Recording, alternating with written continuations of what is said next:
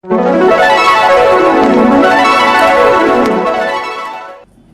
कौवा पक्षी की 8 ज्ञान की बातें ध्यान से सुन लो, कभी गरीब नहीं रहोगे। नमस्कार दोस्तों, स्वागत है आप सभी दर्शक भाइयों का एक बार पुनः हमारे YouTube चैनल दर्पण ज्ञान गंगा में। प्रिय दोस्तों, आज इस वीडियो में लेकर के आए हैं आपके लिए बहुत ही ज्ञानवर्धक और शिक्षाप्रद कहानी। इस कहानी में एक कौवा ने दोस्तों आपके लिए बहुत ही 8 ज्ञान की बातें बताई हैं। वो हम इस कहानी के माध्यम से आपको समझाने का प्रयत्न करेंगे। आपसे निवेदन है दोस्तों, हमारी कहानी के लिए पूरा ही सुने। ये कहानी आपके लिए बहुत ही मोटिवेशनल और ज्ञानवर्धक होने वाली है, जिसमें आपके लिए वो चर्चा, वो ज्ञान मिलेगा कि यदि इन 8 बातों के लिए आपने सही तरीका से सुन लिया और समझ लिया तो हमें उम्मीद है कि आप अपने जीवन में कभी गरीब नहीं रहोगे। ऐसा ये कहानी आपको सिखा करके जाएगी। तो दोस्तों, आपसे यही उम्मीद करूंगा कि आप हमारी कहानी को पूरा ही सुनेंगे, बिना वीडियो को स्किप करके आगे नहीं जाएंगे और वीडियो की समाप्ति होने तक चैनल पर बने रहेंगे। और साथ ही साथ आप हमारे चैनल को भी सब्सक्राइब कर लें दोस्तों, और बेल आइकन घंटी को भी जरूर दबा दें। तो चलिए दर्शक भाइयों, अब शुरू करते हैं ये कहानी। प्रिय दोस्तों, एक समय की बात है, किसी जंगल में एक कौवा अपनी पत्नी यानी कौवी के साथ में बैठा हुआ था। कौवा की पत्नी ने अपने पति से कहा कि पिया जी, मेरे मन में एक सवाल है और मेरे मन में एक शंका है। कौवा कहने लगा, प्रिय क्या बात है? तब कौवी कहती है कि पिया जी, मेरी समझ में ये नहीं आता, लोग दुनिया में इतने गरीब क्यों होते हैं? ऐसे कौन से कर्म करते हैं वो लोग जिससे वे गरीब ही रह जाते हैं और उस गरीबी में कई खास रिश्ते टूट जाते हैं। लेकिन एक भाई बहन का रिश्ता ऐसा होता है जो चाहे गरीब हो चाहे अमीर हो, कोई भी, चाहे भाई गरीब हो चाहे बहन गरीब हो या कोई अमीर हो, वह रिश्ता कभी भाई बहन का टूटता नहीं है। दोस्तों, अपनी पत्नी कौवी की बात को सुनकर के ऐसी कोई बात नहीं है प्रिय। आज की दुनिया में पैसा ही सब कुछ है, चाहे बहन हो चाहे भाई हो, पैसा नहीं है तो कोई किसी का नहीं है। कौवा की पत्नी दोस्तों ये बात मानने को तैयार ही नहीं थी। वह कह रही थी, चाहे कुछ भी हो जाए, भाई बहन का रिश्ता एक पवित्र रिश्ता है। वह गरीबी अमीरी नहीं देखता, वह तो हमेशा अटूट रहता है। तो दोस्तों, कौवा अपनी पत्नी की ये बात सुनकर के कहता है, ठीक है, तुम ये मेरी बात मत मानो, मैं तुम्हें एक कहानी सुनाता हूं और इस कहानी को यदि आप सुनोगी तो समझ जाओगी कि इस दुनिया में सब कुछ ही पैसा होता है और पैसा के आगे ना तो कोई किसी को बहन मानता है ना कोई किसी को भाई मानता है। आइए इस कहानी को सुनो और ध्यान से सुनो। प्रिय दोस्तों, तब कौवा कहानी सुनाने लगता है और उसकी पत्नी कहानी सुनने लगती है। कौवा कहता है, हे प्रिय, बहुत समय पहले की बात है, किसी गांव में एक गरीब किसान रहता था और उसकी एक पत्नी थी, उसके 2 बच्चे थे, एक लड़का एक लड़की। वह अपने बच्चों से बहुत प्यार करता था। उसके लड़के का नाम रामू और लड़की का नाम राधा था। उसकी लड़की देखने में बहुत ही सुंदर थी। धीरे धीरे दोनों बच्चे बड़े होने लगते हैं। जब लड़की जवान हो जाती है तो वह बहुत ही सुंदर और सुशील होती है। जब उसका पिता अपनी लड़की की तरफ देखता है तो कहता है अपनी पत्नी से कि हे भाग्यवान, अपनी बेटी शादी के लायक हो गई है, विवाह के योग्य हो गई है। अब मैं इसके लिए कोई अच्छा सा घर देखकर इसकी शादी कर देता हूं। पत्नी ने कहा, ठीक है, आप कहीं अच्छा सा घर और बर देख करके अपनी पुत्री की शादी कर दो, क्योंकि कहते हैं अगर जवान लड़की माँ बाप के सिर के समक्ष घूमती है तो हर माँ बाप के लिए पाप लगता है, और मैं भी ये नहीं चाहती हैं कि आपके लिए पाप लगे या हमारे लिए लगे। दोस्तों, वह अपनी पत्नी के ऐसे शब्द सुनने के बाद में वह पिता खुश हो गया। फिर वह अपनी लड़की के लिए लड़का देखने जाता है और वहीं पड़ोस के गांव में बड़े घराने में अपनी लड़की का रिश्ता तय कर देता है। उसकी लड़की सुंदर और सुशील तो थी ही, लड़के वाले भी उसे पसंद कर लेते हैं। जैसे तैसे वह अपनी लड़की की शादी उस पैसे वाले घर में दोस्तों कर देता है। उसका पुत्र भी जवान था। उसने अपने पुत्र की शादी अपने बराबर के जो लोग थे उनकी बेटी से की, यानी उसकी पुत्र वधू जो थी वह गरीब घराने से थी। दोस्तों, उस पिता ने इस तरह से अपने दोनों बच्चों का विवाह कर दिया। लड़की अमीर घराने में की और लड़के की शादी गरीब घराने से यानी अपने बराबर के बालों से कर दी। कुछ दिनों के बाद दोस्तों ऐसे ही दिन निकलते चले गए। अचानक से किसान की तबीयत खराब हो जाती है।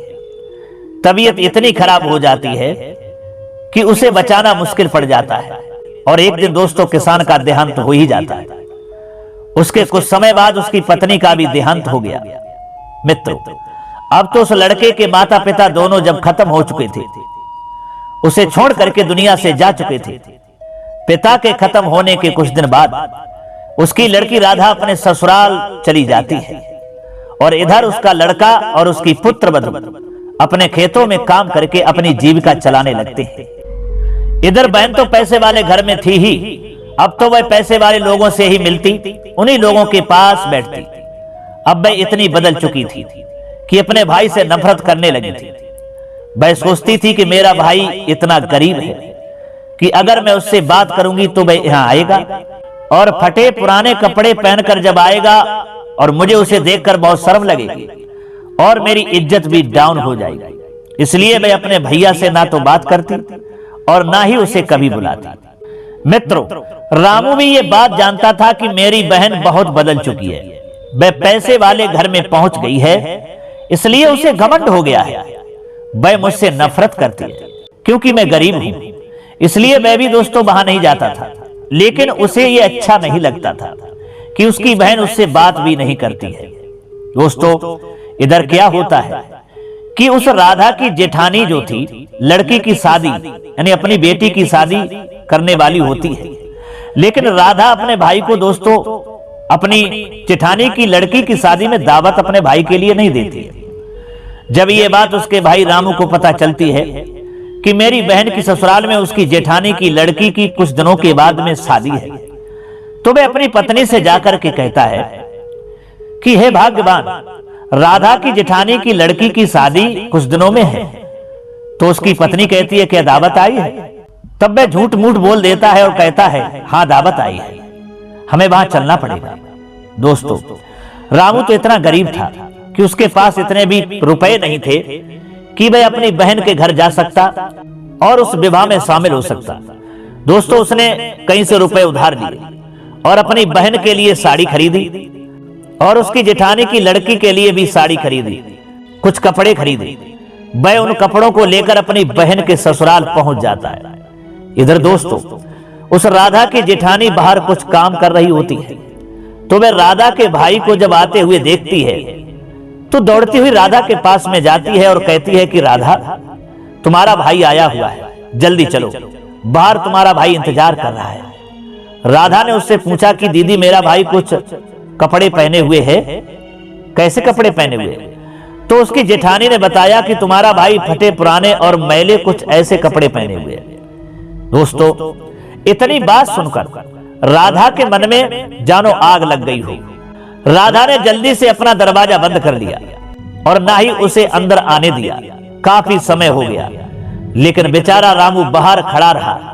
कम से कम 4-5 घंटे बाद अब उसकी जेठानी ने फिर देखा तो रामू बेचारा वहीं बाहर खड़ा था। तो उसने अपनी देवरानी से फिर जाकर के कहा कि राधा, तुम जाती क्यों नहीं हो? तुम्हारा भाई अभी तक बाहर खड़ा है। तो दोस्तों, उसने अपनी जेठानी से कह दिया कि दीदी, मेरे भाई को पीछे वाले गेट से बुला लाओ। उसकी जेठानी जाती है दोस्तों और रामू को पीछे वाले गेट से बुला करके अंदर ले आती है। जब रामू अंदर आता है तो अपनी बहन से दुख भरी आवाज में बोलता है कि बहन, क्या तुम मुझे भूल गई हो? मुझे तुम्हारी बहुत याद आती है, क्या तुम्हें मेरी याद नहीं आती? और इतना कहने के बाद दोस्तों वह भाई रोने लगता है। लेकिन उसकी बहन इतनी घमंडी हो गई थी कि उसे अपने भाई का दुख भी नहीं दिखाई दिया। उसने तुरंत बोला कि तुम्हें यहाँ किसने बुलाया था? तुम्हें किसने यहाँ दावत दी थी जो तुम्हें ये गंदे कपड़े पहन करके मेरे घर चले आए? मैंने तो तुम्हें दावत भी नहीं दी थी और फिर भी तुम थैला उठा करके यहाँ चले आए। तुम्हें तो शर्म नहीं आती? तुमने तो शर्म को हटा करके रख दिया है। मेरी इज्जत को आकर के तुमने मिट्टी में मिला दिया। और हमें अच्छी तरीका से मालूम है कि तुम हमारी इज्जत के लिए धूल में मिलाने के लिए ही आए हो। दोस्तों, अपनी बहन के इतने शब्द सुनने के बाद उस भाई के लिए ऐसा लगा कि मानो पैरों के तले जमीन खिसक गई हो और उसकी आंखों से आंसू बह रहे थे। उसकी बहन उसे इतना खरा खोटा सुनाती है, लेकिन रामू ने दोस्तों एक भी शब्द अपनी बहन से कुछ नहीं कहा, चुपचाप सुनता रहा। उल्टा सीधा कहने के बाद राधा कहती है, मेरे साथ चलो, और एक कमरे में ले जाती है। वहां ले जाकर के कहती है कि तुम इसी कमरे में बैठे रहना, बाहर मत आना जब तक मैं ना कहूं। रामू कहता है, ठीक है बहन, मैं इसी कमरे में बैठा रहूंगा। दोस्तों, राधा बोली, अगर तुम बाहर आए तो समझ लेना मेरी इज्जत खराब हो जाएगी, और मैं नहीं चाहती हूं कि मेरी इज्जत खराब हो। रामू ने कहा, ठीक है बहन, तुम जाओ, और तुम्हारी बगैर मर्जी के हम बाहर नहीं आएंगे। दोस्तों, वह राधा जो थी जब बाहर जाती है तो दरवाजा बाहर से लगा करके फिर चली जाती है, और बेचारा रामू उसी कमरे में बंद रहता है। भाई, कम से कम 3 दिन हो जाते हैं रामू को उस कमरे में बंद हुए। रामू बेचारा भूख प्यास से तड़पने लगता है, लेकिन उसकी बहन लौट करके उसे देखने भी नहीं आती है। अब उसकी हालत बिगड़ने लगती है दोस्तों, क्योंकि 3 दिन हो चुके थे बिना कुछ खाए पिए बिना। मित्रों, अब रामू की हालत इतनी खराब थी कि वह धीरे धीरे गेट के पास तक आया और उसने अंदर से दरवाजा खटखटाना शुरू किया। इधर दोस्तों राधा की जेठानी उधर से निकल रही थी। उसने देखा कि इस कमरे में कोई बंद है। कौन बंद है? उसने आवाज सुनी तो उसने गेट खोला, और जब उसने गेट खोला तो उसने देखा कि राधा का भाई उसमें बंद है। जब उसने उससे पूछा कि तुम्हें यहाँ किसने बंद किया, तो बेचारा भाई कुछ नहीं बोला। मजबूर था, क्या कहता कि मेरी बहन ने इसमें मुझे बंद कर दिया है। वह कुछ नहीं बोला और बोलता है, बहन पता नहीं, इसी कमरे में बैठा था, किसी ने बाहर से दरवाजा लगा दिया। दोस्तों, राधा की जेठानी कहती है, अच्छा। इतना कहकर के रामू अपने घर के लिए चल देता है। चलते चलते रामू को रास्ते में चक्कर आने लगते हैं, क्योंकि दोस्तों उसने तो अपनी बहन के घर का 3 दिन से पानी भी नहीं पिया था। गर्मी इतनी तेज थी कि अब रामू को चलना भी मुश्किल हो रहा था। गर्मी की वजह से इतनी जोर से चक्कर आने लगते हैं दोस्तों, क्योंकि दोस्तों वह जमीन पर गिरने वाला ही होता है, तब तक एक बूढ़ी माँ आ जाती हैं और उसे थाम लेती हैं, गिरने से बचा लेती हैं और अपनी गोदी में उसका सिर रख लेती हैं। रामू को उस बूढ़ी माँ की गोदी में सर रखकर बहुत आराम मिलता है। कुछ देर आराम करने के बाद जब रामू की आंखें खुलती हैं तो वह देखता है कि वह बूढ़ी माँ की गोदी में सिर रखकर लेटा है।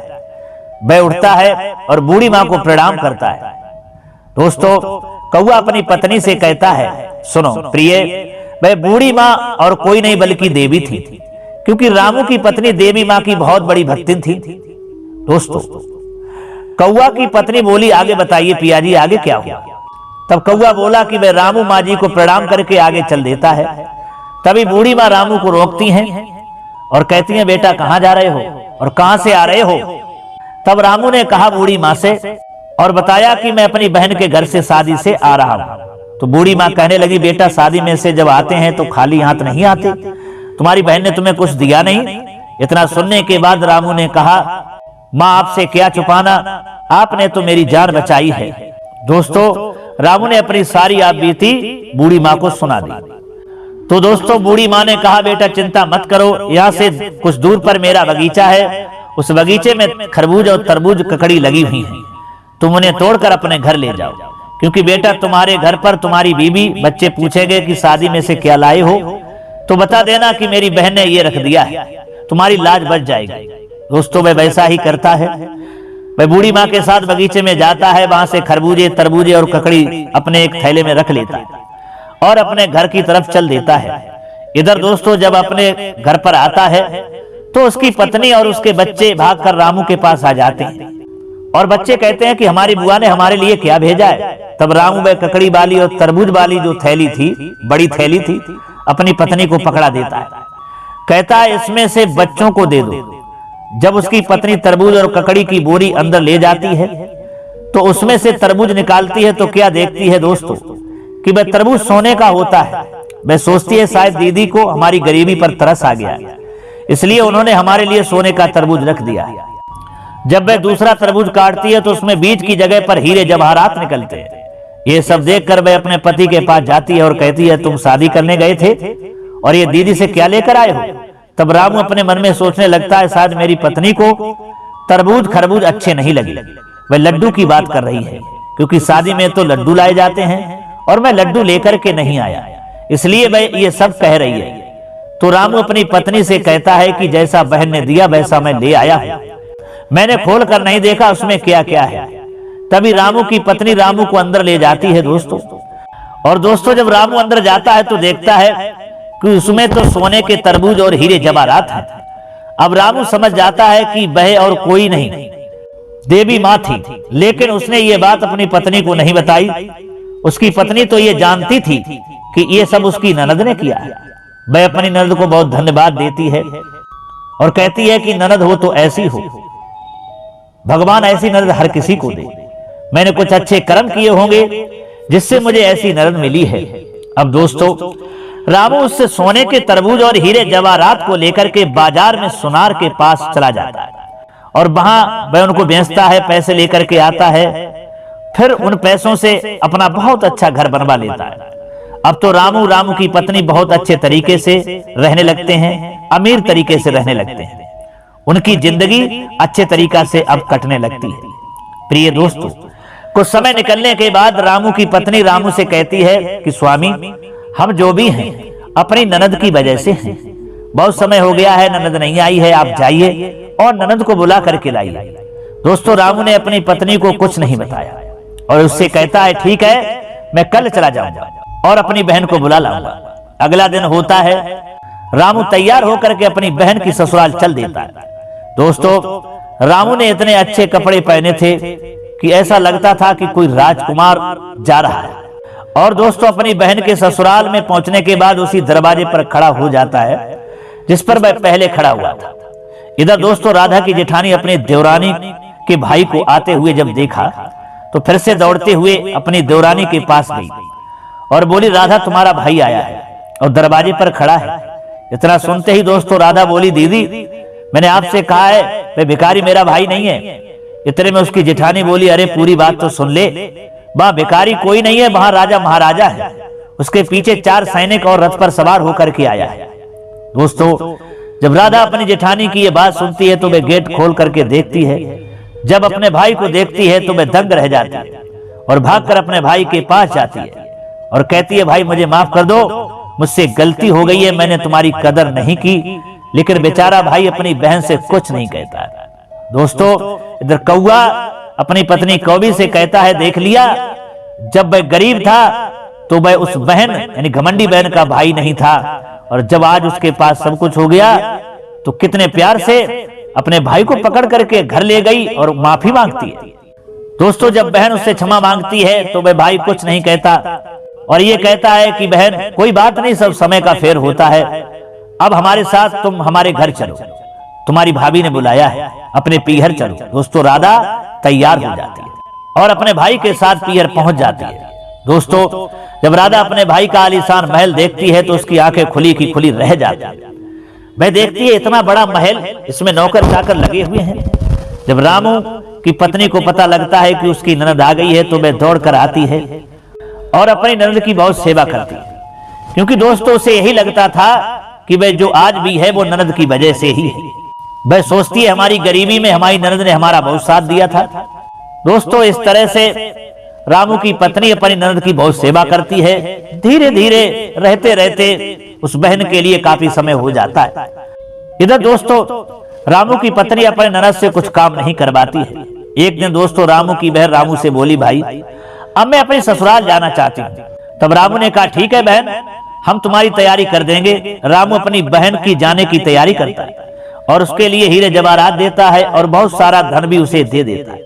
जब ये सब बहन देखती है तो बहन की आंखों में आंसू निकलने लगते हैं और वह रोने लगती है। जब उसकी भाभी ने पूछा, दीदी आप क्यों रो रही हो? ये सब आपका ही तो है। क्योंकि दोस्तों रामू ने कभी अपनी पत्नी को सही बात बताई नहीं थी। उसको यही पता था कि जो भी ये आज सब कुछ है वो उसकी ननद का ही है। जब उसकी भाभी पूछती है कि दीदी आप क्यों रो रही हो, ये सब आपका ही तो है, तो दोस्तों वह रामू की बहन अपनी भाभी से कहती है मैं कुछ समझा नहीं, आप क्या कहना चाहती हो, क्या पूछना चाहती हो? ये हमारा ही सब है। दोस्तों उसे क्या मालूम रामू की पत्नी को, क्योंकि उसने कुछ बताया ही नहीं था कि ये कृपा किसकी है, ये बहन की कृपा है या देवी माँ की कृपा है। दोस्तों जब वह बहन कहती है भाभी मैं समझी नहीं, क्या कहना चाहती हो, तब वह भाभी कहती है दीदी आपने ही तो सोने के तरबूज और हीरे जवाहरात अपने भाई को दिए थे शादी में। ये सुनकर के दोस्तों उसकी बहन चौंक जाती है और कहने लगती है कि भाभी आपसे कोई गलती हुई है, मैंने तो हीरे जवाहरात नहीं दिए। ये सब सुनकर के दोस्तों उस रामू की पत्नी दंग रह जाती है और रामू से कहती है आपने ही तो बताया था कि ये सब दीदी ने दिया है। तभी रामू कहता है नहीं ये सब दीदी ने नहीं, मुझे एक रास्ते में बूढ़ी माँ मिली थी, उन्होंने मुझे दिया था। मैंने अपनी बहन की लाज तुम्हारे सामने बचाई इसलिए झूठ कहा था, ये तो सब बूढ़ी माँ ने दिया था।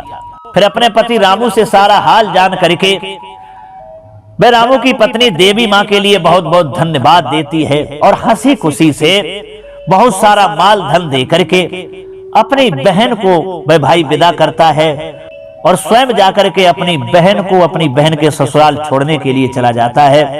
और जब वहां पहुंचता है तो बहन के ससुराल वाले जो थे उसके सास ससुर उसके भाई उस रामू से माफी मांगते हैं, क्षमा मांगते हैं और कहते हैं कि हमें बेटा माफ करना, मैंने तुम्हारी कभी जिंदगी में कदर नहीं की है। तब वे रामू कहता है नहीं आपका कोई दोष नहीं है, क्योंकि इंसान पर जब गरीबी होती है तो उस समय हेतु रिश्तेदार अपने खास सब पराये हो जाते हैं और गरीबों की कोई कदर करता ही नहीं है, तो आप लोगों से शिकवा गिला किस बात का। दोस्तों बहन के ससुराल वाले रामू से क्षमा मांगते हैं, फिर वह रामू जो है अपने घर चला आता है और आकर के दोनों लोग फिर से अपनी देवी माँ की पूजा करने लगते हैं। प्रिय दोस्तों इधर कौवा अपनी पत्नी कौवी से कहता है कि देख लिया गरीबों की इज्जत इस तरह से नहीं होती है, क्योंकि सब कुछ पैसा ही होता है इस दुनिया में। अगर जिस इंसान के पास पैसा नहीं है तो ना उसका कोई भाई है ना उसकी कोई बहन है, उसके लिए समाज इस तरह से निकाल करके फेंक देता है जैसे दूध से मक्खी निकाल करके फेंक दी जाती है, क्योंकि गरीबों की इज्जत इस दुनिया में नहीं होती है। मेरी प्रिय दोस्तों कौवा की ऐसी कहानी सुनकर के कौवी समझ जाती है और कहती है कि पिया जी तुम सत्य कह रहे हैं। फिर वह कौवा अपनी पत्नी कौवी से कहता है कि हे प्रिय आइए अब हम तुम्हें ये बात बताएं कि इंसान पर गरीबी आती क्यों है, इंसान गरीब क्यों हो जाता है और उसके बाद में फिर गरीबी जाती कैसे है। हमें ऐसा कौन सा कर्म करना चाहिए जिससे हमारे पास कभी गरीबी ना आए, और यदि हम गरीब भी हो जाएं तो फिर हमें ऐसा कौन सा कर्म करना चाहिए भाई हमारी गरीबी दूर हो जाए। वो हम इन 8 बातों के द्वारा हम तुमको समझाएंगे कि जो भी प्राणी ये 8 बातें अपने जीवन में उतार लेगा तो शायद वह अपने जीवन में कभी गरीबी को नहीं देखेगा। प्रिय दोस्तों वह कौवा जो है अपनी पत्नी कौवी को समझाने लगता है और कहता है कि प्रिय मेरी पहली ज्ञान की बात है, बात ज्ञान की है कहीं मान तू मत भूल, होती है अज्ञानता निर्धनता का मूल। यानी जिस इंसान के पास ज्ञान नहीं है, जो इंसान अज्ञानी है, उसके पास बुद्धि नहीं है, विवेक नहीं है, अज्ञानता उसके अंदर भरी है, तो समझ लो कि वह इंसान जीवन में गरीब ही रहेगा। और जो इंसान अपने अंदर ज्ञान को धारण करता है, अज्ञानता को मिटाता है, ज्ञान को विद्यमान करता है, तो उसी तरह से उसकी गरीबी भी दूर होने लगती है। और कौवा कहता है कि हे प्रिय मेरी दूसरी बात है, समय भरोसे बैठता रहता सदा गरीब, बिना कर्म बदले नहीं उसका कभी नसीब। यानी जो प्राणी जो मनुष्य समय के भरोसे बैठे रहते हैं वह सदा गरीब ही रहते हैं, क्योंकि बिना कर्म किए हुए कभी नसीब भी नहीं बदलता। और जब कर्म करते हैं तो हमारा कितना भी बिगड़ा नसीब क्यों ना हो, हमारे अच्छे कर्म ही उस नसीब को बदल देते हैं और हमें खुश नसीब बना देते हैं। कौवा बोला तीसरी बात प्रिय ये है, नहीं गरीब से बड़ा है और कोई अभिशाप, हासिल करके ज्ञान की कर लो दूर अभाव। यानी इस दुनिया में गरीबी से बड़ा मनुष्य के लिए कोई अभिशाप नहीं होता। अगर आपको गरीबी मिटाना है तो अपने अंदर अच्छे कर्म के लिए ज्ञान भरो, अच्छे लोगों से ज्ञान लो, बुद्धिजीवी लोगों के पास में बैठो, उनसे ज्ञान धारण करो, शिक्षा लो, समझ लो आपकी गरीबी धीरे धीरे मिट जाएगी। और चौथी बात प्रिय मेरी ये है, कौआ कहता है, दोष समय को दो नहीं बनो मजबूर, कर्म साधना से डटो करो गरीबी दूर। यानी कुछ लोग जो दुनिया में ऐसे होते हैं जो समय को दोष देते हैं, अरे जो समय में लिखा है वो तो हो करके ही रहेगा, अरे हमारा समय ही खराब था, समय को भला कौन बदल सकता है। तो जो समय को दोष देते हैं वो हमेशा जिंदगी में गरीब ही रहते हैं, मजदूर ही रहते हैं। क्योंकि कर्म साधना यदि आप सही तरीका से करोगे अपना, तो आपकी गरीबी भी धीरे धीरे मिट जाएगी। इसलिए कभी समय को दोष मत। और कौआ कहता है, प्रिय पांचवी बात हमारी ये है, पैसों के बाजार में बदल गई तहजीब, धन दौलत से जुड़ रहे रिश्ते हुए गरीब। कौआ कहता है, प्रिय इस पैसों की बाजार भरी दुनिया में आजकल सब तहजीबें भी बदल चुकी हैं, सारी संस्कृति भी बदल चुकी है। क्योंकि इस दुनिया में धन दौलत से ही सारे रिश्ते जुड़े हुए हैं। जिस इंसान के पास अगर धन दौलत नहीं है तो उसका कोई रिश्तेदार नहीं है, कोई प्रेमी नहीं है, कोई उसका सगा भाई नहीं है, कोई बहन नहीं है। अगर जिस इंसान के पास दौलत के भंडार भरे हुए हैं तो उसके जो खास रिश्तेदार हैं वो तो हैं ही, और जो नहीं है वो सबसे पहले रिश्तेदार उसके हो जाते हैं। और जिस इंसान के पास कुछ भी नहीं है तो उसके खास भी बिल्कुल पराये हो जाते हैं। फिर दोस्तों कौआ कहता है अपनी पत्नी कौवी से कि मेरी छठी बात यह है कि जो इंसान बड़े बूढ़ों में नहीं बैठता, जो इंसान बुजुर्गों से शिक्षा नहीं लेता, वह इंसान गरीब ही हो जाता है। यदि इंसान को अपनी गरीबी मिटानी है तो बड़े बूढ़ों का आशीर्वाद लेना आरंभ कर दे, उनकी दुआ लेना आरंभ कर दे। अगर इंसान गरीब कितना अपने जीवन में क्यों ना हो, अगर वह बड़े बूढ़ों की, बुजुर्गों की दुआ लेना आरंभ कर देगा, उनकी सेवा करने लगेगा, तो समझ लो कि वह गरीब नहीं रहेगा, वह अमीर बन जाएगा। और मेरी सातवीं बात प्रिय ये है, जो अपनी पत्नी को समाज में अपमानित करता है और घर पर आकर के अपनी पत्नी को दुख देता है, उसे मारता पीटता है, दुखी रखता है, तो ऐसा इंसान भी जीवन में गरीब ही रहता है। और दोस्तों कौआ अंत में कहता है अपनी पत्नी कौवी से कि मेरी अंतिम आठवीं बात यह है कि मनुष्य को यदि अपनी गरीबी मिटानी है और सुख से चैन से जिंदगी में जीना है तो अपने से जो कमजोर लोग हैं उनकी मदद करना आरंभ कर दो। जो इंसान अगर कोई दुखी है तो उसके दुख में शामिल हो जाओ, कोई भूखा मर रहा है तो उसे भोजन खिला दो, किसी के पास किसी आवश्यकता अनुसार उसके पैसे नहीं हैं तो उसकी मदद कर दो। यानी कहने का तात्पर्य हमारा यह है कि जो प्राणी, जो मनुष्य अपने से छोटे या गरीबों की मदद करता है, किसी के दुख में शामिल हो जाता है, तो भगवान उससे खुश रहता है और वह इंसान अपनी जिंदगी में गरीब नहीं रहता, क्योंकि भगवान उसकी मदद करता है। जो गरीबों की, दुखियों की मदद करता है, भगवान उसकी मदद करता है। दोस्तों यही 8 बातें कौआ ने अपनी पत्नी कौवे के लिए बताई हैं। तो ये 8 बातें शिक्षाप्रद वह कौवी सुनकर के अपने पति कौआ के लिए बहुत धन्यवाद देती है और कहती है कि हे स्वामी, तुमने जो ये 8 बातें बताई हैं ये हर प्राणी के लिए मायने रखती हैं और हर प्राणी के ऊपर आधारित होती हैं। चाहे कोई भी हो, चाहे पशु पक्षी कोई भी हो, चाहे मानव हो, कोई भी हो, सबके ऊपर ये बातें आधारित होती हैं। और जो प्राणी इन बातों को मद्देनजर रखते हुए अपने जीवन में इन बातों के माध्यम से अपने कर्म को करेगा तो वह इंसान कभी जीवन में दुखी नहीं रहेगा, ना कभी गरीब रहेगा। जो आपने ये 8 बातें कहानी सुना करके हमको बताई हैं, इसलिए मैं आपको कोट कोट धन्यवाद देती हूँ। दोस्तों फिर खुशी खुशी जो है वह कौआ अपनी पत्नी कौवी को लेकर के जहां बैठे हुए थे वहां से दूसरी जगह के लिए प्रस्थान कर जाते हैं, उड़ जाते हैं। तो दोस्तों ये थी शिक्षाप्रद कहानी जिसमें एक कौआ ने अपनी पत्नी के लिए 8 ज्ञान की बातें बताई हैं जो हर मनुष्य के जीवन पर आधारित होती हैं। दोस्तों अगर ये कहानी, ये 8 बातें कौआ की आपको अच्छी लगी हैं, पसंद आई हैं, तो कमेंट बॉक्स में जरूर बताइएगा। हो सके तो अपने दोस्तों के लिए भी शेयर कर दीजिएगा। अब क्षमा चाहते हैं दोस्तों, फिर मिलते हैं अगली वीडियो में किसी और कहानी की चर्चा के साथ में। तब तक के लिए सब्सक्राइबर बंधु एवं दर्शक भाइयों के लिए राधे कृष्णा, ओम नमः शिवाय, नमस्कार।